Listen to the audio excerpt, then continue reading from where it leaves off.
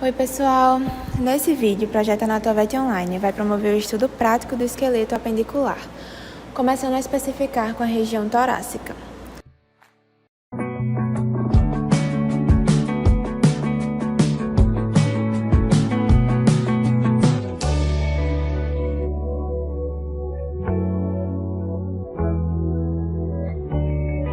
Seguindo a ordem da própria organização anatômica, vamos começar com a escápula.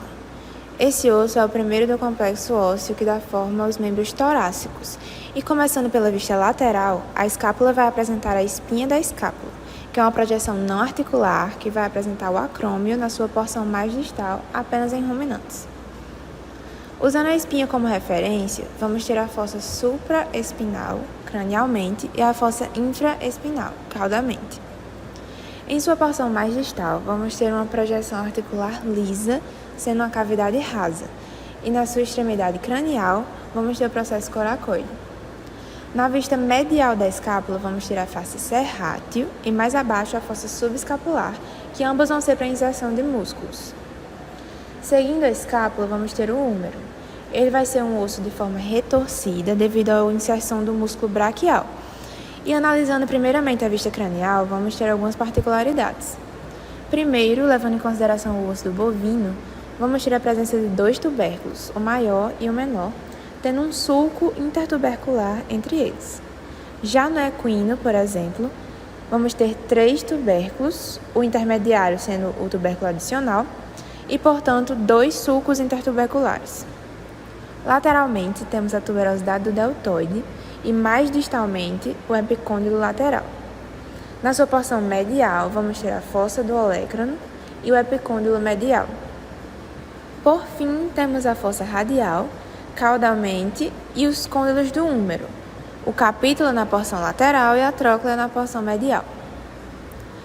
Na vista caudilomedial, vamos ter, na ordem, a cabeça do húmero, que tende a ser mais lisa, o colo do húmero, o corpo, a fossa do olecrano e os epicôndilos. Essa última região, mais medial, seria a tuberosidade redonda maior. Seguindo em frente, o esqueleto do antebraço é formado por dois ossos, o rádio e a una. Na posição de estação, a una é caudal ao rádio na parte proximal do antebraço, mas lateral na parte distal. Esses ossos se articulam apenas em suas extremidades, deixando um espaço interósseo entre suas diáfises. Movimentos rotacionais dos ossos do antebraço resultam em virar a mão, de forma que temos a rotação lateral ou rotação medial, supinação ou pronação, respectivamente. Na maioria dos animais domésticos, a capacidade de realização desses movimentos foi reduzida ou perdida, e os dois ossos são firmemente mantidos juntos por um ligamento em posição de pronação. Na porção proximal, a gente tem a tuberosidade do olecrano, que é caudal. Mais cranialmente, temos o processo ancônio e, em seguida, a incisura troclear. Distal a ela, temos a fóvea articular do rádio. Seguindo distalmente, temos a tuberosidade do rádio, que é medial, e a cabeça do rádio, que é lateral.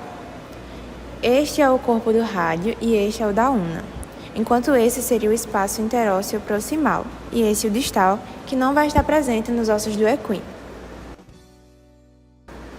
Seguindo em frente, vamos ter os ossos do carpo e do metacarpo. Os ossos do carpo em animais domésticos são nitidamente dispostos em duas fileiras. A fileira proximal é composta, em sequência médio-lateral, dos ossos radial, intermédio, unar e acessório. Esse último assemelha-se a um apêndice que se projeta atrás do carpo e é um importante ponto de referência. Os elementos da fileira distal são numerados de 1 a 5, novamente em sequência médio-lateral, embora o quinto nunca surja como um osso separado. Ele sempre vem suprimido ou fusionado ao quarto. O primeiro osso também está ausente muitas vezes e em ruminantes, o segundo e o terceiro são fusionados. Os equinos, por exemplo, possuem um total de 7 ossos, sendo 4 na fileira proximal e 3 na distal. Na proximal, na mesma sequência, temos o osso carpo-radial, o intermédio, o unar e o osso acessório.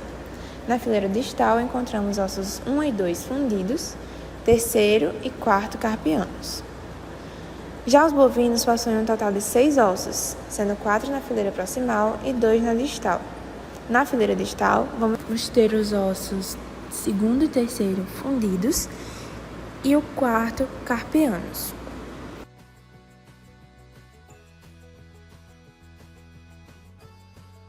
Em equinos, existem 3 ossos metacárpicos, o segundo, o terceiro e o quarto, sendo que o terceiro é o mais desenvolvido dos 3 e o único a se articular com a falange proximal.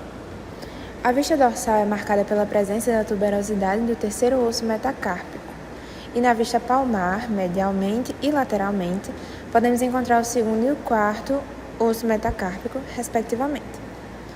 Os bovinos, assim como os equinos, possuem 3 ossos metacárpicos, o terceiro, o quarto e o quinto.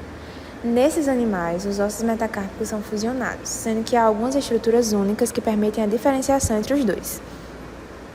Entre o terceiro e o quarto osso metacárpico há 2 sulcos, longitudinal dorsal e longitudinal palmar, e 2 canais, o proximal e o distal. Além disso, o quinto osso metacárpico é quase vestigial, sendo encontrado na extremidade proximal do quarto osso metacárpico. As falanges e os ossos sesamoides compõem a última porção do membro torácico. Assim como os demais ossos da mão, as falanges variam muito em relação ao número e o formato de espécie para espécie. De modo geral, cada dígito possui 3 falanges, uma proximal, uma média e uma distal. Porém, em algumas espécies, há alguns dígitos que só possuem 2. Os equinos, por exemplo, possuem apenas um dígito em cada membro, sendo este composto por 3 falanges. A falange proximal, que articula-se com a extremidade distal do metacarpo, com os ossos sesamoides proximais e com a falange média. A falange média, que articula-se com a extremidade distal da proximal, com o osso sesamoide distal, que seria o navicular, e com a falange distal. E a falange distal, que articula-se com o navicular e a extremidade distal da falange média. Já os bovinos vão possuir 2 dígitos de tamanhos iguais em cada membro, e ambos possuem as 3 falanges, além dos sesamoides proximais e distais.